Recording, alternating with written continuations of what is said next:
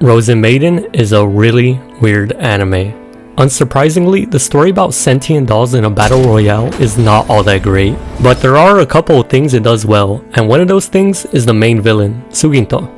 It is technically correct to call her the main antagonist, but it also might be more correct to call her one of the main characters of the story. I personally like villains that have a lot of presence in the story, and not villains that are just there to be a goalpost like some final boss in a castle. Mentally, things are pretty complicated, especially as their motives change, but for now let's explore why the normal frames don't work here.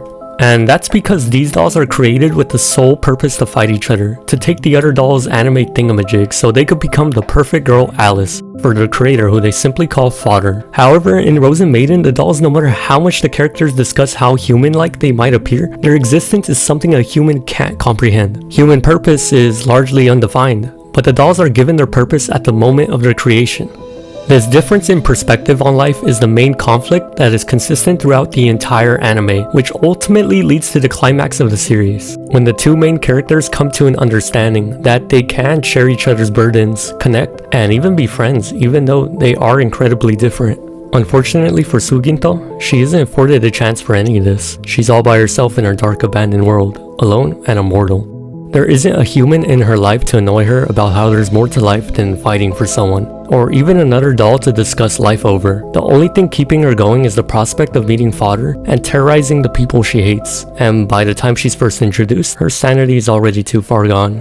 One of the very first things she says is the hours and minutes since she's last met the main doll, Shinku. If your ups are counting down by the minute, just turn yourself in. But good villains don't just come from nowhere, they're created. Before she became a cruel sadist and the most dangerous competitor in the Alice game, Suginto was just an innocent bystander, but we have to look hard to find her origin. The original first season of Rozen Maiden anime aired first, then a second season aired, and finally the OVA, the most controversial and overlooked part of the Rozen Maiden series. It's not canon to the manga at all, but it is a prequel to the first two seasons despite airing last. The OVA focuses on Suginto and Shinku and their relationship before they wanted to tear each other's throats out.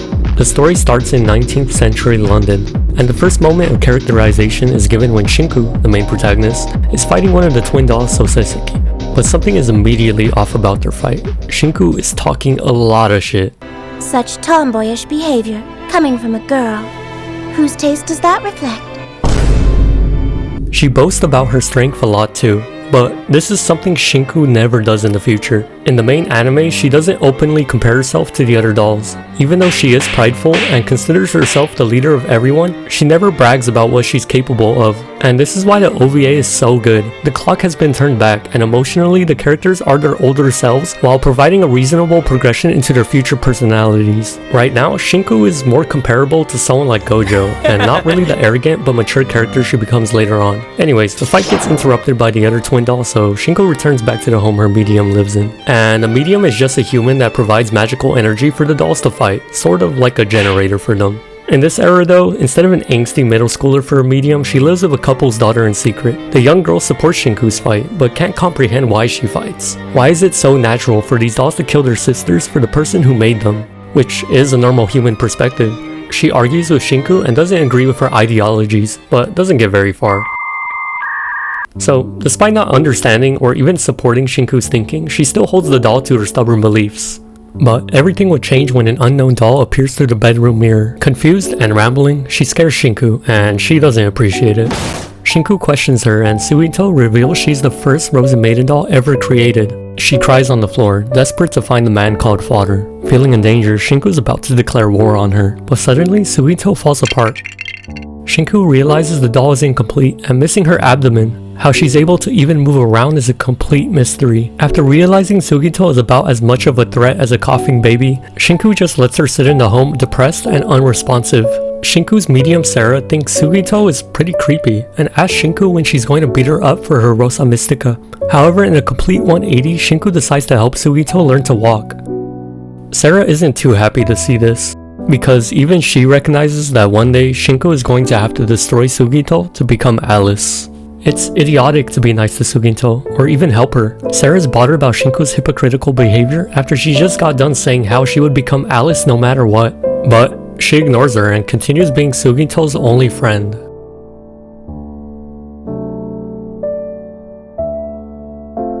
she finally learns to walk and thanks Shinku for all her help. She gave her a goal to work towards when she had nothing left.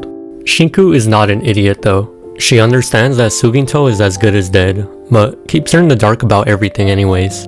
She has zero clue about what exactly she is, the Alice game, or how fodder hasn't been seen in ages. On a fateful night, Shinku heads out to a scheduled rematch with Soi Seiseki. Sarah tries to stop her again, saying what's the point in fighting if she refuses to kill Suginto.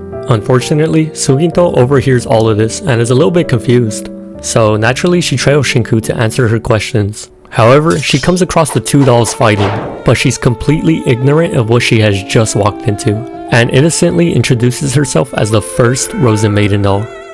Shinku tries to cover for her, but it's too late. She yells for Suginto to get out of sight and run, but Soi Seiseki doesn't hesitate. She rushes and cuts her in half. Bisected, Suginto cries, dying on the floor. Confused, she finds out Suginto doesn't have an abdomen, and Shinku calmly explains to Soi Seiseki that she's not even a Rozen Maiden doll, only an incomplete doll that probably only came to life because of her love for fodder. She's a doll with no Rosa Mystica that will inevitably vanish one day. Suginto screams and denies everything Shinku says, but instead of consoling the dying girl, Shinku just stands over her body and blames her for everything. She asks why she followed her when she could have happily lived her life with Sarah, that she has nobody else to blame. While Suginto cries out Shinku's name for the last time, reaching for her, begging to not let her die. Both of the dolls just watch the girl die on the floor. And if this seems cruel, well, there's a good explanation. The perfect girl Alice is not just a perfect girl in name, she is absolute perfection. All the dolls understand this, but Shinku is shown to be more obsessed over perfection than the others. When she gets her arm ripped off in the main anime, she acts like the world just ended for her, because she's not perfect anymore. In her eyes, she can't become Alice if she is incomplete. And this is the reason why she blames Suginto for her own death. By not taking accountability, she is flawless. So Seiseki rightfully criticizes Shinku for lying to Suginto and not explaining the Alice game to her. Really weird coming from the doll that killed her, but she's right, you know. However, with the power of anime and God, Fodder revives Suginto and gives her a Rosa Mystica, officially making her the first Rozen Maiden doll. Shinku finds out Suginto was revived, but she's not crying or anything, she's sort of delirious. And that's because Suginto has set up a pretty messed up trap, sort of like a test. Suginto shows off her Rosa Mystica and says that she is a Rozen Maiden now, and strangely adds that they can now be friends. Shinku is in shock to see Suginto revived, not because she is happy to see her, but because it goes against everything she believes in. She explains to Suginto that she isn't a Rozen Maiden doll because she's still incomplete. Rozen dolls are supposed to become the perfect girl Alice. She is nothing like the rest of the dolls because she's still missing her abdomen. Her disbelief is everything Suginto needed to hear, and it's too late for Shinku to take anything back. They were never friends or equals. Shinku had taken care of her because she thought she was better than her, that Fodder didn't love her. Truly, from the bottom of her heart, she believes Shinku is a disgusting person. Suginto fights Shinku not with the Alice game in mind, but more so to make her suffer. Eventually, Shinku reaches her breaking point too, and embodies the evil Suginto believes her to be. She calls Suginto the thing she would hate the most: junk. This insult is like a top tier slur in the Rozen Maiden universe. Suginto wasn't always the most mentally stable, but this was a turning point for her. Even after being killed and revived, she still held on to the possibility of friendship. Although she did set up Shinku pretty nasty, a part of her still wanted to be friends. And Shinku did more than just stomp on her feelings. She tore her apart. Well, emotionally for now. A century later, they would meet again in the first season of Rozen Maiden. I can go in detail, but all you really need to know is that Shinku starts to develop a deeper perspective on life and destroys Suginto at the end.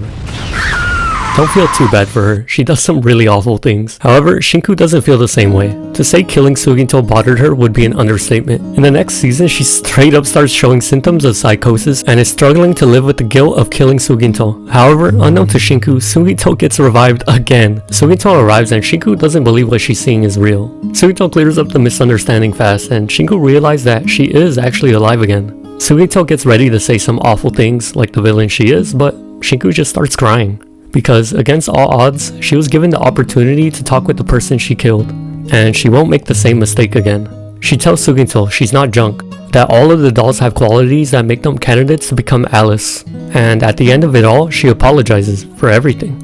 Coming back from her grand return from the dead to mock her, there's nothing for her to say. Shinku's development as a character finally completes with confronting Suginto, and she sort of becomes a Buddha. She immediately changes her attitude the next episode and starts baking cookies with the other dolls, which is unusual because she's not as stupid as the other dolls. Playing house is not on her list of things to do, and so Seiseki takes notice. She confronts her about it, asking what changed for her to become so pacifist. And she responds, "It's not that I changed. Perhaps it's more accurate to say I've realized.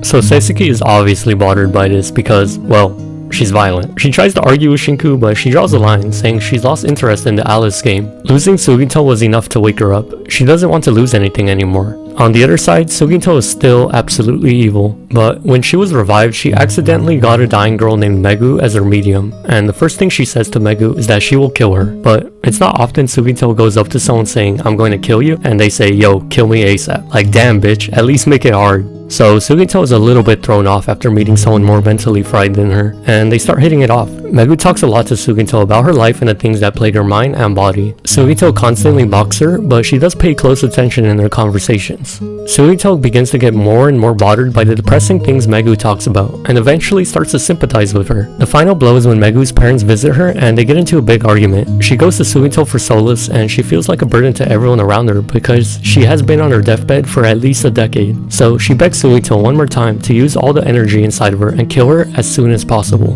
Sugito is deeply affected by her plea, but plays it off, saying, "Yeah, I'll kill you soon." She feels bad for Megu because, well, they are very similar. Two abandoned girls with incomplete bodies. Despite constantly mocking the girl and looking down on her, Sugito genuinely started valuing their relationship before she knew it, and she resolves to gather all the Rosa Mystica, not to become Alice, but to hopefully save Megu.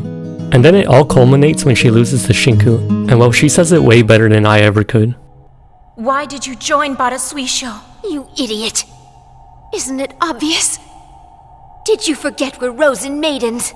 We fight to become Alice. Whoever loses becomes junk. How can you think that? You know the pain of it. You know the agony of battle firsthand. Yes, I know. I know because you hurt me. You think I'd quit fighting and be friends with you again? You think I'd live like you, playing house with that insipid medium of yours, huh? As if I would! How could you be such an utter fool? You think I would change? I've never lost my hatred for you. Remember this. I am Suiginto, the one who'll turn you into junk! Understand? After she dies, Shinku learns the real reason Sugito fought. She genuinely only considered the Alice game for Megu's sake. There's something beautiful about Sugito deciding to use her life to save somebody who suffered the same way she has. It's perfect. Off topic, but the fights are also really good, especially Kanaria. Like, she uses real violin techniques to fight and zones out her opponents, which is super badass. There are a lot of other things worth praising about the anime, but the plot and pacing is so bad it's really hard to watch this today. More problems exist, but these two things are enough on their own to ruin the anime for a lot of people. Like, Sugito gets revived 3 whole times. There's a YouTuber smarter than me who has made proper reviews on the anime that you can watch. But I really do have a lot of nostalgia for this anime, even if it's one of the most pants on head things I've ever seen. I'm going to be 100% honest, you should just go watch something good like Steins Gate. There's a reason every YouTuber and their moms have made a video about it. But hey, if you want to watch the anime dolls beat each other up for the Fortnite Victory Royale, then whatever. See you guys later. Sugito, Mercury Monster, Kurobara, Black Rose, Death Angel, Kinchan. Yo, beautiful. Oh my